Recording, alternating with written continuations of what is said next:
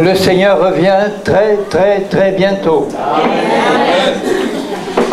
Si vous saviez comment son retour est proche, je ne peux pas vous dire le jour ni l'heure, c'est sûr, mais le Saint-Esprit parle dans les cœurs, dans le monde entier, pour dire que le retour de Jésus est très proche.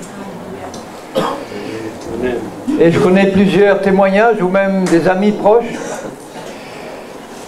qui ont soit été visités, ou qui ont connu d'autres personnes qui ont été visitées par des anges même, qui sont venus leur dire « Va prévenir le peuple que le retour est très proche ».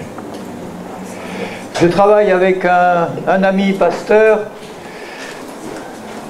dans le sud de la France, et il lui est arrivé quelque chose de très spécial tout récemment.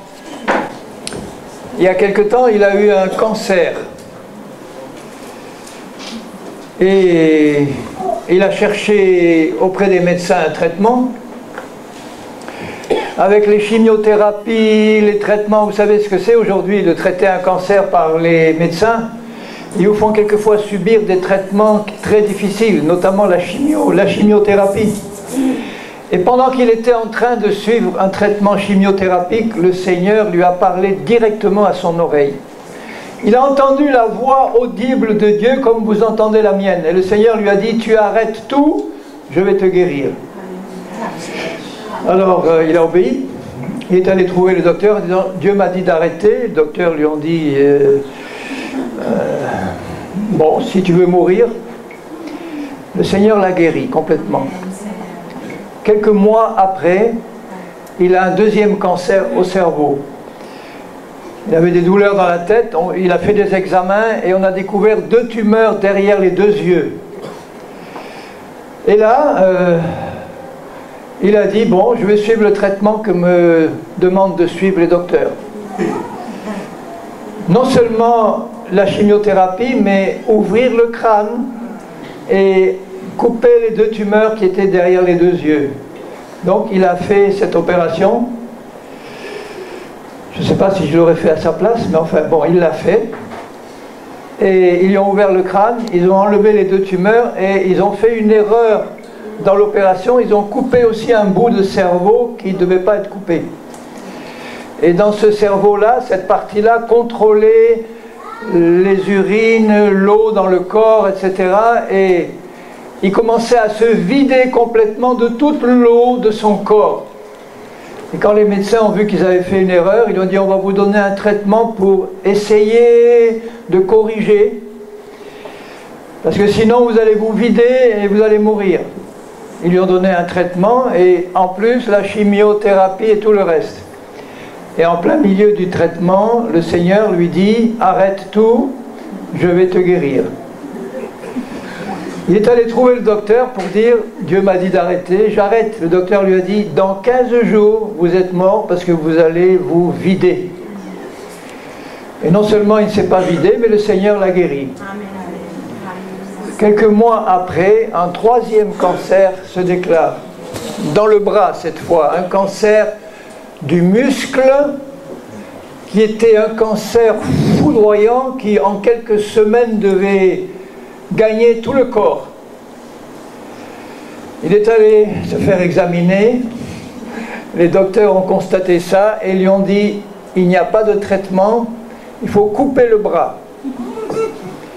Il est rentré chez lui, il a dit ça à sa femme, à ses enfants, avec les fatigues des traitements antérieurs et puis le découragement, il s'est couché et il a dit à sa femme et à ses enfants là vraiment je suis à bout.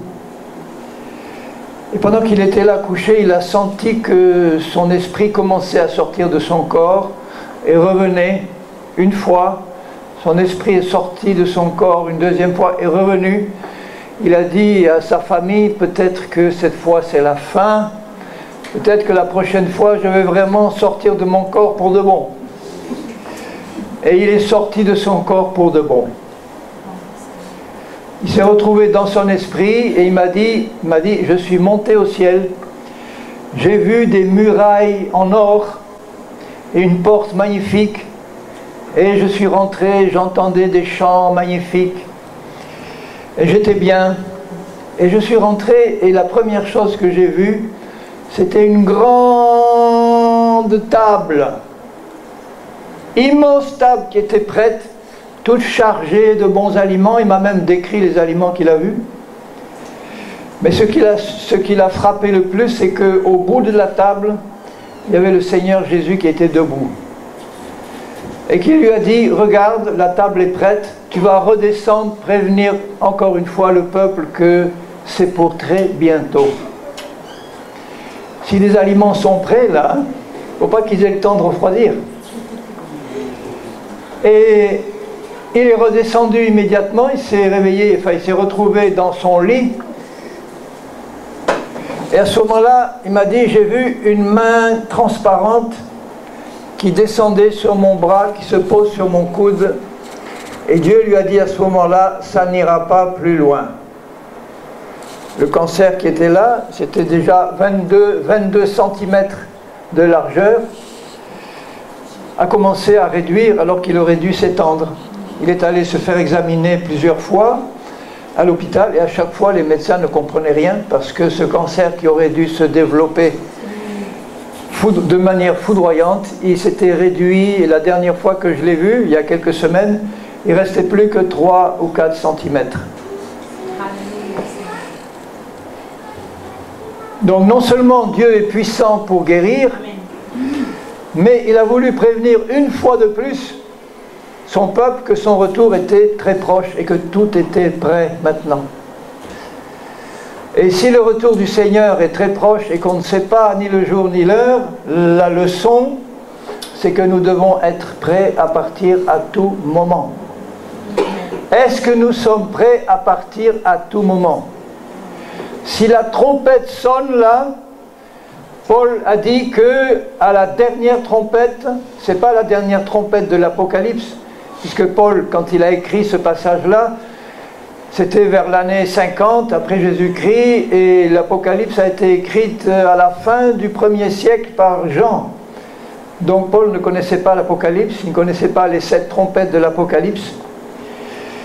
Mais il y a une trompette qui doit sonner, qui doit marquer l'enlèvement de l'épouse de Jésus. Et cette épouse qui sera enlevée sera prête. Cette épouse, elle vit aujourd'hui dans un monde qui est de plus en plus dans les ténèbres. Nous sommes à la fin des temps. Et toute la parole de Dieu dit que la fin des temps, c'est une époque de ténèbres de plus en plus épaisses. C'est un temps où l'amour du plus grand nombre, dit Jésus, va se refroidir. C'est un temps où l'apostasie va grandir. L'apostasie, c'est qu'on a connu la vérité et on s'écarte de la vérité. Parce que Paul a dit qu'à la fin des temps, ce seraient des temps très difficiles et que les gens allaient se donner des foules de faux docteurs qui vont les caresser dans le sens du poil et qui vont leur faire entendre les choses qu'ils aiment bien entendre. Mais pas les choses que les vrais prophètes envoyés par Dieu vont dire. Quand Dieu envoie un prophète, tous les prophètes ont fini par être mis à mort parce que leur message n'était pas du tout agréable à entendre. Un vrai prophète ne va pas caresser les gens, il va les réveiller, il va les secouer. Tous les prophètes ont appelé le peuple à la repentance. Ils ont annoncé les jugements de Dieu qui allaient venir sur un monde rebelle ou sur un peuple de Dieu rebelle. Ils annonçaient aussi les bénédictions futures qui allaient venir sur ceux qui auraient un cœur obéissant. Et par les prophètes, le Seigneur a toujours voulu faire revenir son peuple à la vérité, revenir son peuple dans les chemins anciens, revenir son peuple au Seigneur avec un cœur bien disposé. Et malheureusement, on le voit dans la parole de Dieu, chaque fois que Dieu a envoyé un prophète, c'était un petit nombre qui écoutait. Et le grand nombre a rejeté le message des prophètes, et il en est de même pour la fin des temps.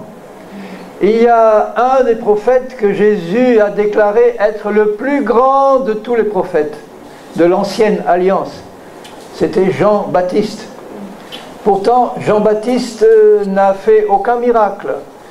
les grands prophètes comme Élie, Élisée avaient accompli des grands miracles, mais Jean-Baptiste, non. Et pourquoi Jésus dit qu'il est le plus grand des prophètes? Parce que c'est le prophète qui a appelé puissamment à la repentance. C'est celui qui a préparé le chemin du Seigneur, préparé les cœurs à la venue du Seigneur. Et l'esprit qui animait le prophète Élie, l'esprit du Seigneur, qui est un esprit de sainteté, de justice, travaille maintenant à la fin des temps dans l'Église véritable, l'épouse de Christ, qui sera le petit nombre de ceux qui ont reçu pleinement la vérité et qui veulent obéir de cœur. L'esprit d'Élie est au travail pour préparer l'épouse au retour du Seigneur. Et le message commence toujours par la repentance. Et la repentance doit être suivie par la foi. D'ailleurs, il ne peut pas y avoir de foi véritable s'il n'y a pas de repentance véritable d'abord. Si le message de l'Évangile est très simple, je vous le rappelle dès le début, dans les Actes des Apôtres, au chapitre 2, juste après que les apôtres et les disciples aient été baptisés du Saint-Esprit, Pierre fait un discours qui n'est pas très long. Et ce discours les a touchés profondément dans le cœur. Et il termine ce discours juste avec ce verset, au verset 36, acte 2, que toute la maison d'Israël, c'est-à-dire que vous tous, juifs, vous sachiez avec certitude que Dieu a fait Seigneur et Messie, Christ, celui que vous avez crucifié. C'est la pire chose qu'un juif pouvait entendre. Imaginez, les juifs attendaient le Messie depuis des siècles. Et là, quelqu'un vient de leur dire, celui que vous attendez depuis des siècles, c'est vous qui venez de le clouer sur la croix. Nous savons, nous, qu'il a été crucifié pour les péchés du monde et qu'il fallait qu'il soit crucifié.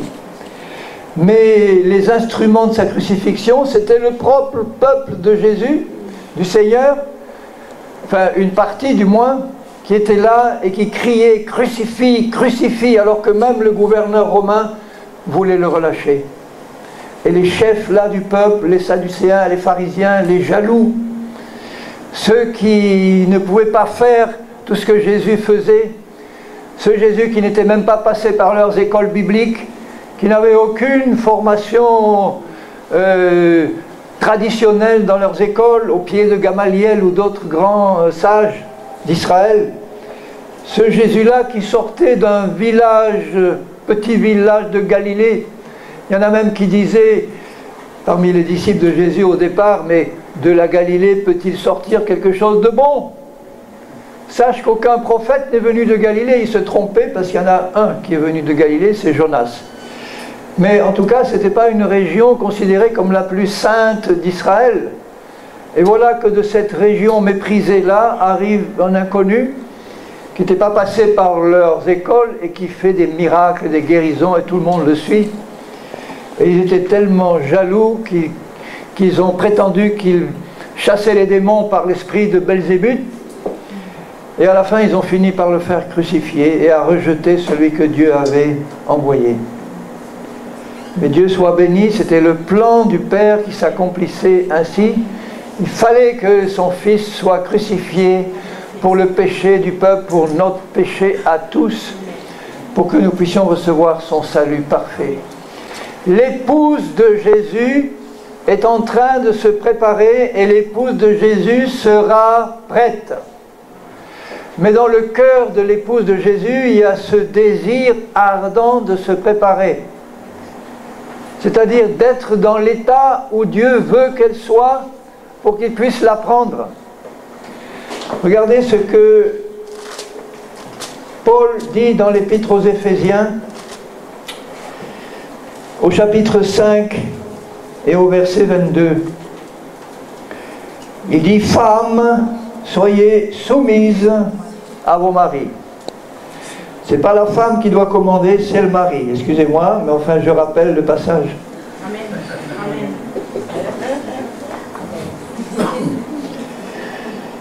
Alors si les maris démissionnent, évidemment les femmes sont tentées de prendre leur place. Il y en a beaucoup en Europe qui le font parce que, bon, dans la culture moderne, avec l'égalité des sexes, bon, on met la femme à l'égalité de l'homme. C'est sûr que sur le plan de la qualité spirituelle, elle est l'égale de l'homme. Mais Dieu a établi une hiérarchie spirituelle. Et dans la hiérarchie de Dieu, il y a le Père, il y a le Fils qui est soumis au Père, bien qu'il soit Dieu aussi. Le Saint-Esprit qui est l'agent exécuteur. Et puis, il y a ensuite l'homme, la femme, les enfants. Voilà l'ordre établi par Dieu. Et il dit, femmes, soyez soumises. La soumission, ce n'est pas l'obéissance aveugle. L'obéissance, c'est faire ce qu'on te dit sans discuter. Dieu ne demande pas à la femme d'obéir sans discuter. Il lui demande d'être soumise. Et la soumission, c'est une attitude de cœur. C'est une absence de révolte, c'est une absence de domination, de manipulation. La femme soumise, c'est une femme qui va rester tranquille, avec un esprit doux et paisible, et qui sera capable de dire gentiment à son mari, non mon chéri, ça sera non, parce que Dieu dit que c'est non. Mais je ne te rentre pas dedans, je vais continuer à faire ta cuisine, gentiment, je ne vais pas me révolter contre toi, je reste soumise. Femmes, soyez soumises à vos maris comme au Seigneur. Ça veut dire que l'église de Jésus qu'il va enlever, c'est une église soumise. Soumise au Seigneur, soumise à sa parole. Et pour être soumis à la parole de Dieu, il faut aimer la vérité. Parce que la parole de Dieu, elle est vérité. Et l'église, sa caractéristique de l'église véritable de la fin, vous savez qu'il y a dans le monde 2 milliards 300 millions de personnes qui se prétendent chrétiens. Si on compte là les catholiques, les protestants, les orthodoxes et tous les mouvements, les sectes chrétiennes, etc. 2 milliards 300 millions de chrétiens de nom. Quels sont ceux parmi tout ça qui vont partir en tant qu'épouses de Christ? Dieu seul sait le nombre, mais je pense que ça ne sera pas la grande majorité. Dieu seul connaît. Et je vous rappelle les conditions pour être enlevé et faire partie de l'épouse de Christ que je vois là décrites dans la parole de Dieu. L'épouse de Christ est composée de ceux et celles qui sont passés par la repentance et la foi en Jésus, qui leur donne non seulement le pardon des péchés, mais une nouvelle nature en Christ, qui deviennent de nouvelles créations en Christ. L'esprit de l'épouse à l'intérieur a été transformé par la nouvelle naissance.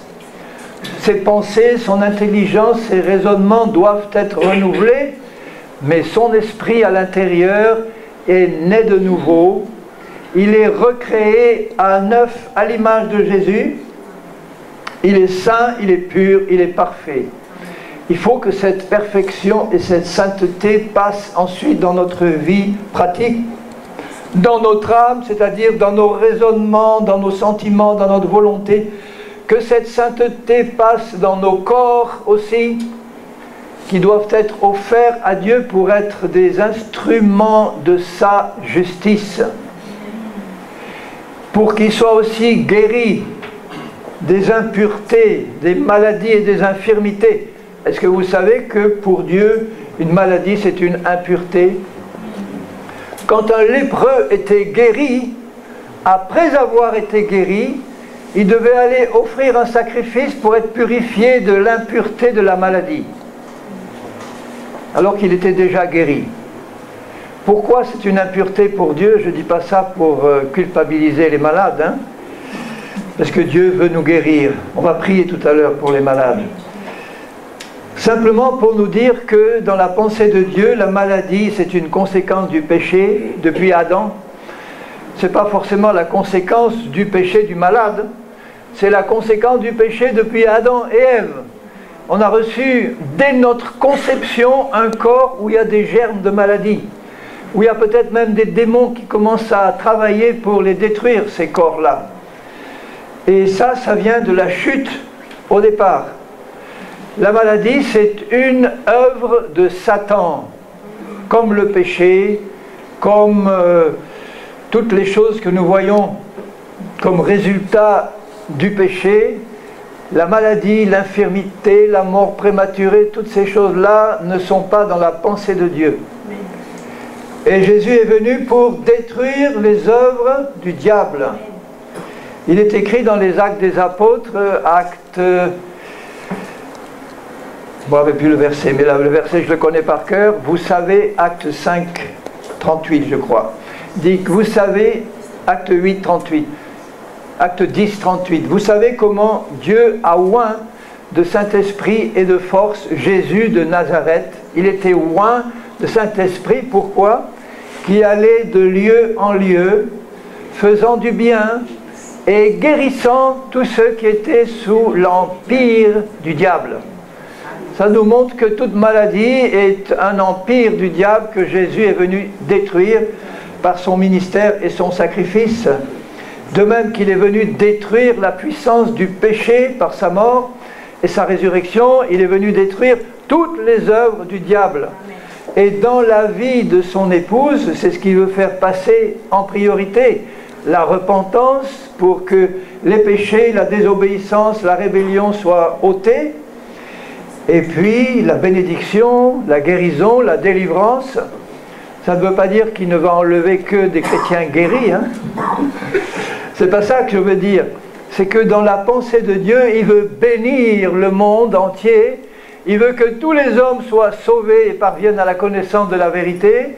Il veut que tous les membres de son Église soient bénis, dans le sens qu'ils soient des instruments de sa sainteté, qu'ils reçoivent sa sainteté, qu'ils soient remplis de sa vie éternelle, qu'ils puissent manifester son caractère et sa vie, qu'ils puissent être bénis, guéris, délivrés de tout mal, et qu'ils puissent être des instruments de bénédiction pour un monde qui en a besoin. Dieu veut que son épouse reçoive le maximum de bénédiction. Quand il dit, donc, femmes, soyez soumises à vos maris comme au Seigneur, car le mari est le chef ou la tête de la femme, comme Christ est la tête de l'Église, le chef c'est la tête, qui est son corps et dont il est le sauveur. De même que l'Église est soumise à Christ, voyez ce qu'il dit? De même que l'Église, il parle de l'Église véritable, l'épouse, est soumise à Christ, les femmes aussi doivent l'être à leur mari en toutes choses. Il ne dit pas de même que l'Église doit être soumise, il dit de même que l'Église est soumise. Dans le cœur de l'épouse de Dieu, il y a un esprit de soumission profonde par amour pour son Dieu. La soumission, c'est le désir de lui plaire. La soumission, c'est l'amour de la vérité. La soumission, c'est l'amour du Seigneur. La soumission, c'est la foi en sa parole. La soumission, c'est le désir ardent d'être éclairé. La soumission, c'est la volonté de se repentir quand le Saint-Esprit nous le montre. La soumission, c'est la volonté de progresser dans la perfection pratique. La soumission, c'est le désir de manifester pleinement Jésus dans notre vie, pour sa gloire, et dès maintenant. Quand, au début de l'évangile de Matthieu, nous voyons Jean le Baptiste commencer son ministère, au chapitre 3, et au verset 1er, parut Jean-Baptiste prêchant dans le désert de Judée, et il disait, repentez-vous parce que le royaume des cieux est proche. C'était le message de Jésus quand il a commencé son ministère. Son message c'était, repentez-vous parce que le royaume de Dieu est proche. Quand il a envoyé ses disciples, deux par deux, il leur a dit, prêchez la repentance. C'est le message qu'il y a sur le cœur de Dieu. Pourquoi le Seigneur nous demande à nous, qui voulons faire partie de l'épouse de Christ, vous voulez faire partie de l'église ordinaire ou vous voulez faire partie de l'épouse de Christ? L'épouse de Christ. Amen. Parce que c'est celle-là seulement qui va être enlevée.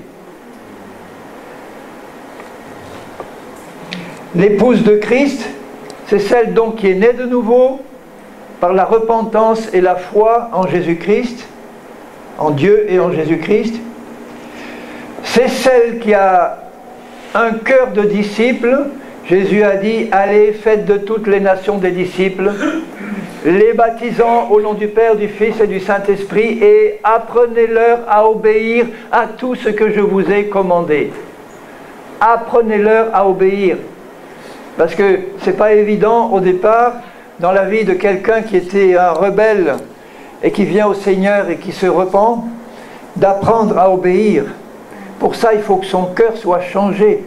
Et il faut qu'il passe par une nouvelle naissance. Il faut qu'il reçoive le Saint-Esprit. Il faut qu'il commence à obéir au Seigneur. Et le premier commandement que le Seigneur donne à ses disciples, c'est passe par un baptême d'eau au nom du Père, du Fils et du Saint-Esprit. S'il y en a ici qui sont nés de nouveau, qui se sont repentis de leurs péchés et qui ne sont pas encore baptisés d'eau par immersion, je vous en conjure au nom du Seigneur, allez vite vers un responsable ou votre pasteur. Si votre cœur d'abord a été touché bien sûr par le message de l'Évangile et que vous vous êtes repenti et que vous avez cru en Jésus, et dites-lui, frère, je veux être baptisé le plus vite possible. Parce que c'est écrit là qu'il baptisait les nouveaux convertis dès le jour de leur conversion. Ils devaient faire confiance. Ils n'étaient pas là pour étudier leur dossier, pour voir s'ils avaient accompli un certain nombre de conditions que Dieu ne demande pas à ce moment-là. Mais ils demandaient d'obéir à Dieu. Quand Corneille et sa famille se sont convertis, les premiers païens, que Pierre les a vus commencer à parler en langue, il a dit, peut-on refuser l'eau du baptême à ceux qui ont reçu l'Esprit comme nous au commencement? Et il ordonna qu'ils soient baptisés immédiatement. Donc l'ordre de Jésus, c'était passer par le baptême d'eau, passer par le baptême de l'Esprit. Il venait de leur dire, allez dans le monde entier, et maintenant il leur dit, ne quittez pas Jérusalem tant que vous ne serez pas remplis de l'Esprit. Alors je vous en prie, au nom du Seigneur Jésus, si vous n'êtes pas baptisés de l'Esprit, c'est ce soir que vous devez l'être. C'est la chose la plus simple au monde. Qu'est-ce qu'il faut faire pour être baptisé de l'Esprit? Il faut le demander à Dieu avec foi, dire Seigneur, je sais que tu donnes ton esprit à ceux qui le demandent et à ceux qui veulent t'obéir ou à ceux qui t'obéissent. Alors Seigneur, à combien plus forte raison tu dis toi-même, Dieu donnera son esprit à ceux qui le demandent, à combien plus forte raison si vous, méchants comme vous l'êtes, vous savez donner des bonnes choses à vos enfants, à combien plus forte raison votre Père Céleste donnera, c'est-à-dire donnera la plénitude du Saint-Esprit à ceux qui le lui demandent. On va prier tout à l'heure pour ceux qui veulent être baptisés du Saint-Esprit et pour ceux qui veulent être guéris. Pour être baptisé du Saint-Esprit, il faut que vous le demandiez à Dieu de tout votre cœur, à condition que vous soyez nés de nouveau d'abord, évidemment. Que vous soyez repentis de vos péchés, que vous ayez cru en Jésus. Et dès que vous aurez demandé à Dieu de vous remplir de son esprit, il vous remplira immédiatement. Et si vous le croyez, il vous demandera de le croire, les signes suivront. Vous ouvrirez votre bouche et vous laisserez sortir la langue nouvelle que le Saint-Esprit ne va pas manquer de vous inspirer à ce moment-là. Le jour où je me suis fait baptiser d'eau, 2 heures après, j'ai été baptisé de l'Esprit. Parce que jusque-là, j'avais résisté au baptême d'eau. Je ne voulais pas passer par le baptême d'eau. J'étais catholique, né à Lourdes. Je disais, mon baptême catholique est valable. Maintenant que je suis converti, c'est bon. Mais quand j'ai commencé à lire la Bible, j'ai vu que ce baptême que j'avais reçu n'était pas le bon. Que je n'avais pas été plongé. Que je n'avais pas compris moi-même en tant qu'adulte converti. Et quand j'ai capitulé au bout d'1 an, j'ai demandé à mon pasteur, au pasteur de l'église où j'avais entendu le message, qu'il me baptise le jour même. Il l'a fait. Et 2 heures après, des frères m'ont dit, mais demande le baptême du Saint-Esprit. J'ai dit, qu'est-ce que c'est que ça? Je ne connaissais rien. Ils m'ont montré Acte 2. Ils m'ont dit, tu vois, le Saint-Esprit est venu sur eux. Et ils se sont mis à parler en d'autres langues. J'ai dit, alors qu'est-ce qu'il faut faire? Ben, demande-le, et il va te le donner. Et moi, dans mon intelligence humaine, j'ai dit à Dieu, ben voilà comment ça doit se passer, Seigneur.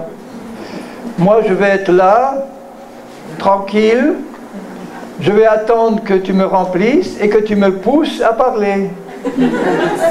J'aurai rien d'autre à faire. J'attends une demi-heure et il ne s'est rien passé. J'entendais les autres parler en langue à côté, ça me dérangeait, j'ai arrêté tout le monde, j'ai dit, il y a quelque chose qui ne va pas là. Qu'est-ce qu'il faut faire? Moi, j'attends que Dieu me pousse à parler et il ne le fait pas. Et ils m'ont expliqué, ils ont essayé de m'expliquer parce que c'était pas facile.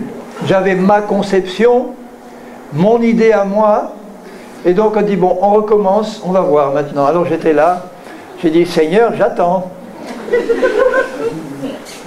J'attends. Manière de dire, mais tu tardes, Seigneur.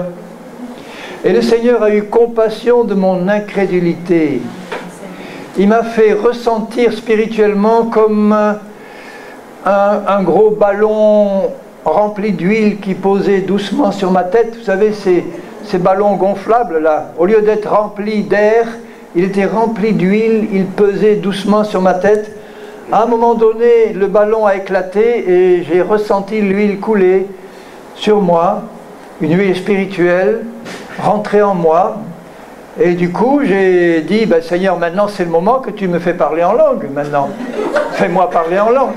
Et il n'y avait rien qui venait.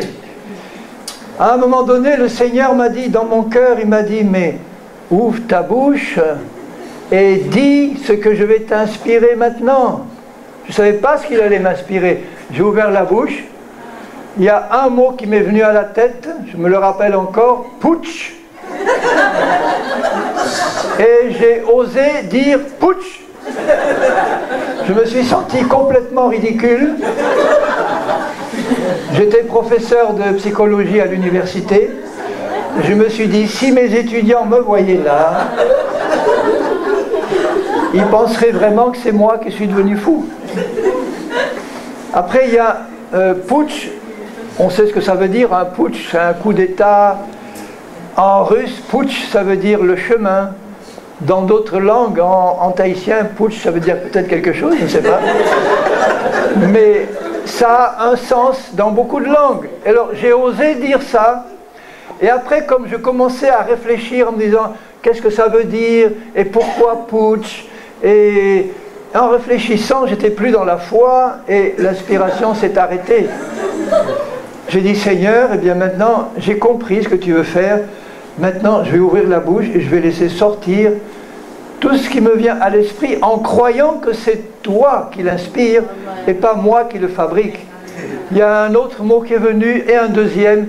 C'est comme si une pompe spirituelle était amorcée et au bout d'une demi-heure, je parlais couramment une langue inconnue et j'étais rempli du Saint-Esprit. Et vous savez, être rempli, c'était pas pour ça que j'étais plus saint, mais j'étais rempli. Il a dit, vous serez baptisés du Saint-Esprit pour être mes témoins.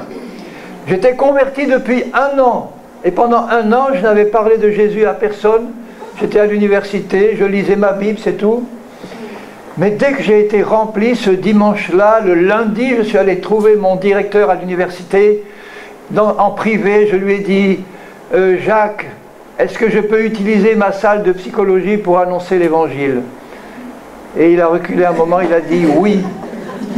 Il a été convaincu par le Saint-Esprit. Il aurait dû dire non. Parce qu'à l'université, on ne laisse pas des gens comme moi annoncer l'évangile comme ça. Il aurait dû me dire, tu feras ça dehors, mais pas ici. Il m'a dit oui. J'ai commencé à inviter les professeurs, les étudiants. Le peu que je savais, je leur disais. J'imposais les mains aux malades, etc. Ça a fait un remue-ménage. Et après quelques années, j'ai plus pu supporter. Il a fallu que je démissionne et que je parte annoncer l'évangile. Donc Jésus veut qu'on soit rempli du Saint-Esprit. Son épouse sera composée de chrétiens nés de nouveau, baptisés d'eau et d'esprit. Certains me disent, ah oui, mais non, moi, non, c'est pas biblique ça. Il suffit d'être sauvé, né de nouveau, et ça suffit pour être enlevé. Je dis non. Et je l'affirme de la part de Dieu. L'épouse, elle est soumise, et les deux premiers commandements que Jésus a ordonnés, c'est le baptême d'eau et le baptême de l'Esprit. Pour être sauvé, il suffit de croire, de se repentir et de croire. Mais il faut faire partie de l'épouse, il faut être soumis, obéir aux commandements de Jésus. Et les deux premiers, c'est baptême d'eau, baptême de l'Esprit. Vous savez ce qu'il vous reste à faire maintenant, hein? Alléluia. Et la suite, c'est continuer dans un esprit de soumission à obéir au Seigneur, c'est-à-dire à rechercher la sanctification sans laquelle nul ne verra le Seigneur. Parce que l'épouse de Dieu qui est baptisée du Saint-Esprit sait que le Saint-Esprit est un esprit saint. Et que ce que Dieu recherche dans son épouse, c'est la sainteté qui est la sienne. Il vient rechercher, il le dit juste après dans Éphésiens, je vais le dire de tête, Marie, aimez vos femmes comme Christ a aimé l'Église et s'est donné lui-même afin de la sanctifier après l'avoir purifiée par l'eau et la parole. C'est dans Éphésiens 5, verset, je ne me rappelle plus, mais c'est la suite. Il dit bien que l'époux vient chercher une épouse sanctifiée, purifiée. Il dit, afin de faire paraître devant lui cette épouse glorieuse, pure, sans ride ni tache, mais sainte et irréprochable. C'est ça qu'il veut dans son épouse. Et pour qu'il puisse arriver à ce résultat, il faut une épouse docile et soumise. Il faut qu'on ait compris qu'il faut passer le plus vite possible de l'état de chrétien charnel à l'état de chrétien de plus en plus spirituel. Il y a dans le cœur de l'épouse ce désir de dire à Dieu, Seigneur, je sais que quand je commence ma vie chrétienne, je suis forcément charnel. Il n'y a aucun chrétien qui est spirituel dès le début de sa conversion, ça n'existe pas. On est tous charnels. Il n'y a qu'à voir les Corinthiens, la pire église du Nouveau Testament. Paul leur dit, vous êtes charnels que ce n'est pas possible. Ils étaient tous nés de nouveau, baptisés d'eau et d'esprit, mais charnels. Et Paul leur dit, il ne faut pas rester dans cet état-là. Si vous êtes charnels, vous êtes des bébés, vous vous disputez, vous faites des sectes, des clans.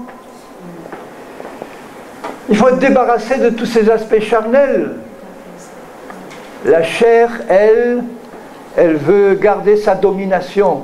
La chair est une puissance de péché qui habite dans notre corps mortel, mais qui n'a plus l'autorité de nous contrôler quand on sait qu'on est né de nouveau, on lui a échappé. On est passé dans une dimension où la chair ne peut plus nous contrôler, mais elle est là, et elle va essayer de continuer sa domination le plus longtemps possible. Et notamment la chair que j'appelais ce matin, la chair spirituelle, entre guillemets, la chair religieuse. Si le diable n'a pas réussi à nous faire contrôler par la chair grossière c'est l'adultère, les excès de table, les perversions sexuelles, etc. Bon, le Seigneur a réussi à nous délivrer de tout ça, mais la chair religieuse qui est ou légaliste, ou qui laisse faire tout, hein, ou alors une chair religieuse dominatrice, manipulatrice, contrôleuse. On connaît beaucoup d'églises, enfin j'en connais en tout cas, où les responsables sont dominateurs, manipulateurs, qui menacent les chrétiens de malédiction si jamais ils vont quitter leur église, qui vont se perdre si jamais ils vont dans l'église du voisin. Bon, tout ça c'est la chair religieuse. Dans la pensée de Dieu, c'est là où est l'Esprit du Seigneur, là est la liberté. Amen. Si j'étais pasteur d'une église et que je voyais les brebis de mon église aller chez le voisin et me dire, ben là on y va parce qu'on est mieux nourri, je me mettrais devant Dieu humblement puis je dirais, Seigneur, j'ai un problème. J'ai besoin que tu me donnes une meilleure nourriture pour tes brebis parce que j'ai à cœur de bien les nourrir, que si elles vont partir ailleurs, c'est qu'elles trouvent ailleurs une meilleure nourriture. Je dirais, bon, ben allez-y, soyez bénis, mais moi je veux me remettre en question devant Dieu. Et je veux recevoir de Dieu quelque chose de succulent, de bon, pour que tes brebis soient bien nourries là, parce que c'est le désir de ton cœur qu'elles soient nourries par une bonne nourriture, et pas par du poison, pas par des traditions humaines. Vous savez que les traditions humaines, Jésus dit aux Juifs de son temps, dans Marc, c'est dans Marc 7, il leur dit, il les reprend parce qu'ils ne se lavaient pas les mains avant de manger, ce n'était pas un péché, mais c'était la tradition des Juifs, même maintenant. Et il dit, pourquoi, au chapitre 7 et au verset 5, pourquoi tes disciples ne suivent-ils pas la tradition des anciens? Pourquoi ils ne suivent pas la tradition de Luther? Nous sommes luthériens, et étant luthériens ou méthodistes ou autres, on suit la tradition du responsable, de l'envoyé de Dieu, de loin de Dieu, qui a créé notre mouvement. Alors peut-être qu'il y avait des bonnes choses, certainement Luther a introduit des choses excellentes, mais il en a gardé qui étaient très mauvaises. Et c'est pour ça que d'autres mouvements sont sortis pour créer des églises qui étaient de plus en plus évangéliques, pour qu'à chaque fois on reçoive davantage de lumière du Seigneur. Et là, il leur dit, au verset 6, répondit Jésus, « Hypocrite, Ésaïe a bien prophétisé sur vous, ainsi qu'il est écrit, ce peuple m'honore des lèvres, mais son cœur est éloigné de moi. » Alors que l'épouse de Jésus-Christ, elle, son cœur désire ardemment plaire au Seigneur. Elle va mettre ses lèvres en accord avec son cœur. Ça ne sera pas de l'hypocrisie. Elle va louer le Seigneur avec son cœur et avec ses lèvres, et pas pour paraître. Mais c'est en vain qu'il m'honore en donnant des préceptes qui sont des commandements d'hommes. Vous abandonnez le commandement de Dieu et vous observez la tradition des hommes. Mais dans beaucoup de doctrines chrétiennes, les traditions des hommes ont remplacé la parole de Dieu. Je cite simplement le cas de la guérison divine.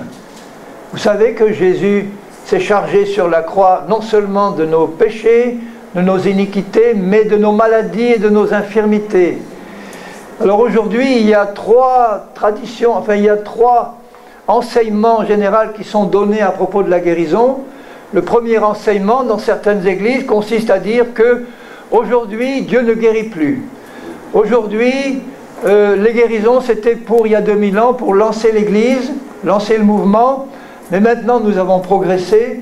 Maintenant Dieu guérit par la médecine, il a donné l'intelligence aux hommes, et c'est comme ça qu'il guérit aujourd'hui. Ça c'est un enseignement possible. Deuxième enseignement dans certaines autres églises, il dit, Dieu, il guérit aujourd'hui, mais il fait comme il veut. C'est-à-dire, s'il veut te guérir, il te guérira. S'il ne veut pas te guérir, tu mourras avec ta maladie. Tu auras plus vite au ciel. Tu vas glorifier Dieu dans ta maladie. Tu vas montrer comment tu souffres avec persévérance. Mais si Dieu ne veut pas te guérir, tu ne seras pas guéri. La troisième enseignement, qui est l'enseignement de la parole de Dieu, c'est que la guérison est inclue dans le sacrifice de Jésus à la croix. De même que le pardon des péchés est inclus dans le sacrifice de Jésus à la croix. Il est écrit que Jésus a porté à la croix dans son corps les péchés de tous les hommes, de toute l'humanité. Et c'est pour ça qu'un pécheur, quand il vient au Seigneur et qu'il demande pardon, il est pardonné immédiatement. Parce que Dieu a placé sur Jésus les péchés de tous les hommes. Et c'est un droit maintenant pour les pécheurs, un droit de recevoir de Dieu, parce qu'il s'est engagé lui-même à pardonner tous ceux qui lui demandent pardon du fond du cœur. Il est pardonné tout de suite, quel que soit le péché. Et l'enseignement de la parole de Dieu, c'est de nous révéler que de la même manière qu'il a porté nos péchés, il a aussi porté nos maladies et nos infirmités. Et c'est pour cela que Jésus guérissait. Quand il se trouve devant la femme qui était courbée, vous savez, depuis 18 ans, il s'approche d'elle et il lui dit « Femme, tu es délivrée », alors qu'elle n'avait rien demandé. Elle entre là dans la synagogue, il s'approche, il dit « Femme, tu es délivrée de ton infirmité ». Il lui impose les mains et elle est guérie, elle se relève. Elle avait un esprit d'infirmité, un démon. Il n'a même pas chassé le démon, il lui a dit « Tu es délivré de ton infirmité ». Et en lui disant ça, le démon a dû partir, évidemment. Et les pharisiens qui étaient là disent « commence à se révolter parce qu'il a osé guérir quelqu'un le jour du sabbat. Vous vous rendez compte? Il mettait le sabbat au-dessus de la compassion pour les malades. Et Jésus se fâche et il leur dit, ne fallait-il pas que cette fille d'Abraham soit délivrée de ce joug le jour du sabbat? Dans le cœur de Jésus, il dit, il le faut.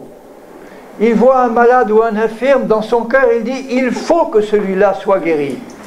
Tous ceux qui se sont approchés de Jésus pour recevoir la guérison ont reçu la guérison. C'est écrit dans Matthieu, je le lis pour vous dans Matthieu 8, au verset, tout le chapitre 8 de Matthieu montre à quel point la compassion de Jésus guérissait tous les malades. Le lépreux qui lui dit au début, Seigneur, je sais que tu peux guérir, mais je ne sais pas si tu veux. Et le cas de beaucoup de chrétiens, c'est ça. Seigneur, je sais que tu peux tout, mais est-ce que tu veux me guérir moi? Et lui, il répond, Jésus, je le veux. Il le touche, je le veux, sois guéri. Et il a été guéri. Après, c'est le serviteur du centurion. Après, c'est la belle-mère de Pierre qui est guérie. Il menace la fièvre et elle s'est levée pour les servir. Parce que quand on est malade et couché, on ne peut pas servir Dieu. Et au verset 16, il dit, le soir, on amena auprès de Jésus plusieurs démoniaques. Il chassa les esprits par une parole, dit le grec, va-t'en, pars, sors. Et il guérit tous les malades.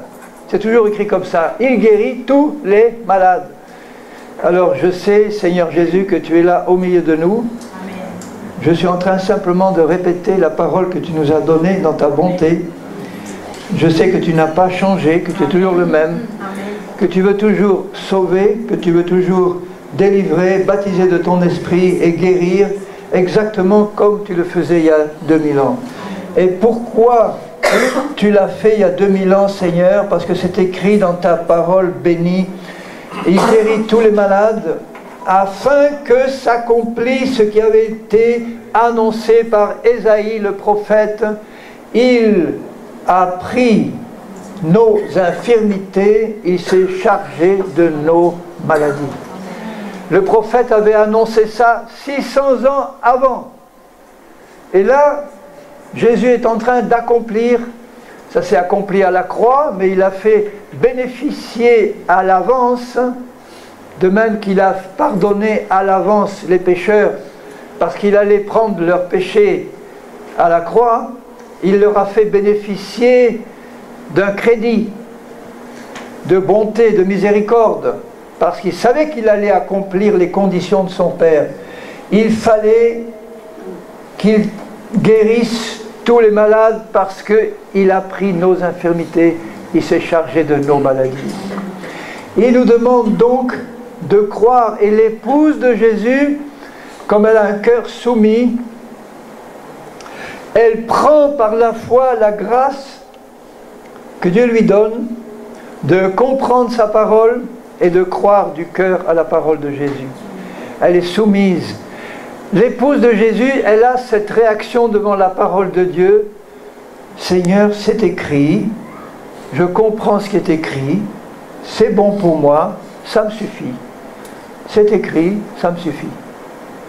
Je sais que dans mon cœur, parce que je crois en ta parole, toi qui es fidèle, tu vas accomplir simplement ta parole parce que tu es un Dieu de fidélité qui tient sa parole.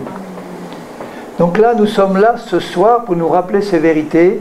Si nous voulons faire partie de l'épouse de Jésus, nous devons savoir que dans sa bonté d'époux, de mari, puisque l'épouse va se marier avec Jésus, dans sa bonté, le Seigneur est en train de préparer sa belle épouse.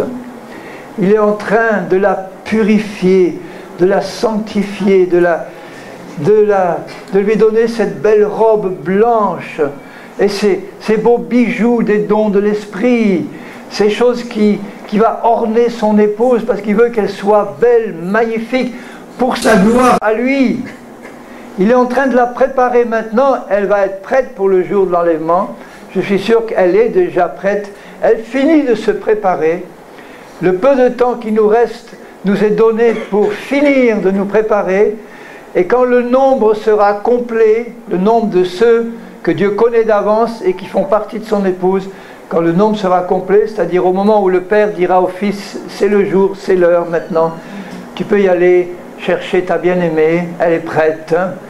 La dernière touche finale, c'est quand notre corps corruptible sera en un instant, à la dernière trompette, changé en corps incorruptible. Et là, nous serons débarrassés des derniers poids de la chair qui habite encore dans notre corps, et nous allons immédiatement monter à la rencontre de notre Seigneur. Et nous serons avec lui pour l'éternité. Et nous avons intérêt à y être, à monter, parce que vous savez ce qui va se passer pour les chrétiens qui ne vont pas être prêts à partir, qui ne se seront pas sanctifiés. Et ce n'est pas difficile de se sanctifier quand on aime Dieu. On est prêt à reconnaître nos torts, tout simplement, on a un cœur soumis. On sait que Dieu est tellement désireux de nous pardonner. Il est tellement désireux de nous bénir, tellement désireux de nous aider à avancer. Il a dit, un verset que j'aime bien répéter dans 1 Thessaloniciens 5, 22 et 23, il dit que le Dieu de paix vous sanctifie lui-même tout entier. Et que tout votre être, l'esprit, l'âme et le corps, soient conservés irréprochables lors de l'avènement de notre Seigneur Jésus-Christ. Et Dieu qui est fidèle, c'est lui qui le fera. Celui qui vous a appelé est fidèle, c'est lui qui le fera. Il s'est engagé à le faire. On va monter au ciel par la foi, de même qu'on a été sauvé par la foi, qu'on est guéri par la foi, on va être enlevé par la foi. Ça veut dire on va croire que le Seigneur va faire dans nos vies ce qu'il a annoncé là. Il est dit là que c'est lui qui le fera. C'est lui qui va vous sanctifier. C'est lui qui va vous faire traverser, qui va vous faire passer par toutes les étapes qui vont vous amener à ce but final. Et lors de l'enlèvement, tout sera terminé. Tout sera achevé parfaitement. Lors de l'avènement du Seigneur, nous serons conservés irréprochables. Ça veut dire que nous allons atteindre, lors de l'avènement du Seigneur, cet état irréprochable. Tous ceux qui font partie de l'épouse ont à cœur de se sanctifier. Donc, ils ont à cœur de se repentir. Pour se sanctifier, il faut être débarrassé de nos péchés, il faut être débarrassé de la chair, il faut être débarrassé de tout ce qui déplaît au Seigneur. Et comme nous sommes aveuglés, nous-mêmes on ne s'en rend pas compte, Dieu qui voit tout clairement, il est prêt à nous éclairer si nous voulons bien être éclairés. Il n'y a pas pire aveugle que celui qui ne veut pas voir. Mais si nous sommes devant la chair aveugle, un chrétien charnel ne sait pas qu'il est charnel. S'il le savait, il changerait. Si je dis à un chrétien charnel, est-ce que tu sais que tu es charnel, toi?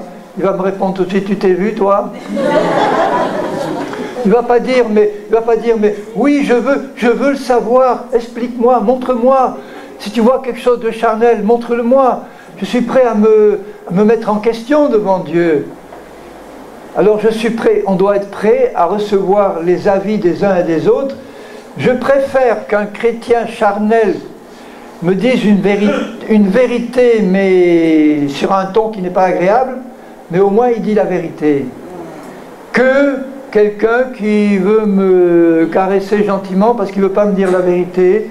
Je suis ton ami, je veux te laisser tranquille. Non, si tu es mon ami, tu me dis la vérité. Si tu es mon ami, tu me secoues. Si tu vois que je suis en train de m'endormir, tu me secoues, tu m'exhortes. Et si je suis charnel, je vais peut-être t'envoyer une parole un peu dure, mais au moins le Saint-Esprit va me rappeler ce que tu m'as dit, parce que le Saint-Esprit est chargé de me conduire dans toute la vérité.